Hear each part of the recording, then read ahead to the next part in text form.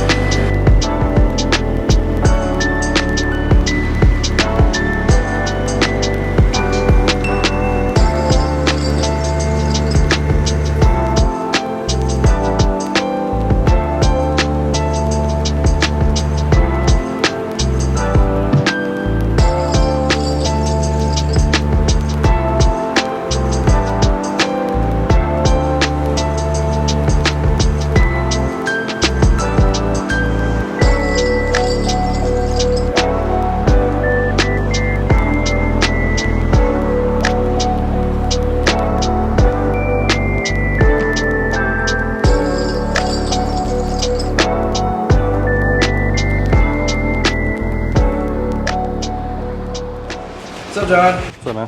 What's the difference between BMW's adaptive suspension and traditional suspension? Traditional suspension has one setting, so you just basically build a shock and then you go drive the car. You can't adjust it. Whereas BMW's adjustable suspension, they use special fluid that's magnetized that they can change the viscosity of the thickness of the fluid when they apply magnet. They can change the dampening and etc. with the thickness of the fluid level so they can adjust it on the fly basically.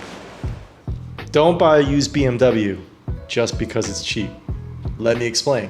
Some advice that I would give to somebody who's looking at buying their first BMW. One, don't live above your means. Don't go out blowing 20K down for a $100,000 M3. Wait till that repair bill comes.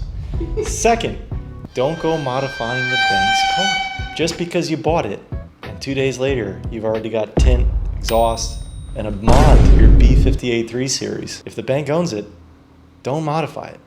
Hey Dan, what's the most underrated BMW on the lot right now? Z4 Roadster, all day. Obviously, we've said it a million times, but that is the most underrated BMW M car in general, let alone the car on our lot. Great car. I love them. We got a couple of them right now. Let's revisit the staff project. So this is a 2011 E90 M3 6-speed with one previous owner. It has 116,000 miles. By the time you see this, the car is going to be listed.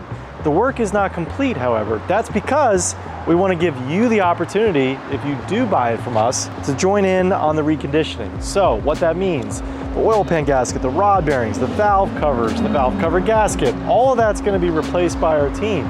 You send us the parts for some of these components, we'll install them on us. If you want upgraded valve covers, send them to us. We're going to be replacing the oil pan gasket. You get to choose what type of bearings you want to put in it. So, kind of a neat little car here. Similar to what we've done with a lot of our E46 M3s in the past, if you're looking for an E90 M3 6-speed that you might want to take to the track, this is a good platform. MCS suspension on it, newer Michelin Pilot Sport tires sitting on Apex wheels, upgraded StopTech brake package. Pretty neat. I'm excited for this one. Do you remember that 996 911 we had? That guy was set up for the track. It ended up going back to the track. So I'm intrigued to see who takes this, what they do with it, and how far we go with it. Stay tuned. Jay, you're going to be documenting the whole process on this car, and hopefully in the next couple weeks, we'll have a game plan on our hands. All right, lot walk time with prices. Two 2018 Macans, one owner, two owner, both around the 20K mark. Behind you, Jay, we got an 02 C4 cab, 911, 996. Manual, of course, just over 90,000 miles. It's gonna be a really affordable 911. Got a 2022 G Series Z4 30i. Our 2011 1M, now down to 59,000 miles. Fantastic condition. Got two G-Body 3 Series, both 2021s. One's a one owner, white on saddle, 97,000 miles, under 20K. I got my two F30s, both under $13,000. I got my 2013 328i, 9,000 bucks, 108,000 miles, right around the 90K mark. We did timing chains and guides. Two Z4s, this is coming soon. 35,000 mile, automatic 3-liter SI, Stratus gray metallic. Got the Emola red on black Z4M coming soon. They're working the magic on the consignment 2003 M3, 6-speed, original 6-speed. Current owner has had it for the past almost 14 years. It's gonna be listed hopefully this week. Carbon black on gray, 6-speed. Great example, 30K price point. 228 is sold, 335 IS. 2011 335 IS was 76,000 miles. Basic mods to it, twin cone intake, upgraded charge pipe, precision raceworks, and coil packs, pretty neat. DCT, 2011, 76,000 miles, 20K. The 2011 E90 M3 we just profiled, it's gonna be listed for 30K. 2016 528i, white on black, M Sport, tons of options. Just got listed up, 14 grand? $14,000, 82,000 miles. Shoo! Last of the Mohicans, man. This is the last of my X5s. The 40,000 mile black X5 just sold. Thank you, Jimmy. You watch, thank you. This is the Alpine white on tan interior. Low miles on this guy too. Just a hair. Oh, hello. Hello, Devin. Someday we gotta do a whole dialogue of you and Dan talking. We can do that. Cheers. 2019 X5 with 84,000 white on tan.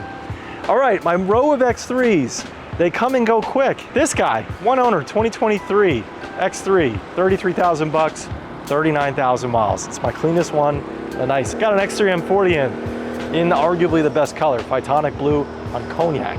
This guy just came in, 18, 94,000 miles, probably gonna be low 20 price point. B58 car, 21 X3, 87,000 miles for 21. I got another similar G-body. Next to it, I got some X1s, got a 430, 435, and a 430. Hardtop verts. This is that X3 we profiled on Instagram the other day. Really funky bronze metallic color. Check this out. F generation, oh, it's locked. Devin, cheers! It's a 17. 89,000 miles, 14 grand. Just drove this home overnight. Yeah, really crazy. Like, it's almost like you took bronze metallic with Sakir. In the light, it's wild, but it's got an oyster interior, so it kind of works. 14K, under 100,000 miles, late model N20. All right, last, that's my 2002. Don't ask. It's doing 50-year-old car things. Just traded in today. Hey, Jimmy. Previous owner, picked up our X5, traded this in. This is a two-wheel drive SR5 2021 4Runner with only 41,000 miles. Great miles per year, probably gonna need a new set of tires. It's got the XP package, so the appearance package. Leather, towing, some good options on it. I have a feeling this is gonna stick around the Raleigh area. Probably go to some kid who goes to NC State, wears a Patagonia vest. Just taking a guess. Maybe. It looks like the one that I had 2 years ago. Remember that, the 17? That was cool. There she is, trade-in 4Runner. I think that's it. Got some good stuff right now on the lot. Got some really good stuff on the lot right now. It's a new month. That's your inventory.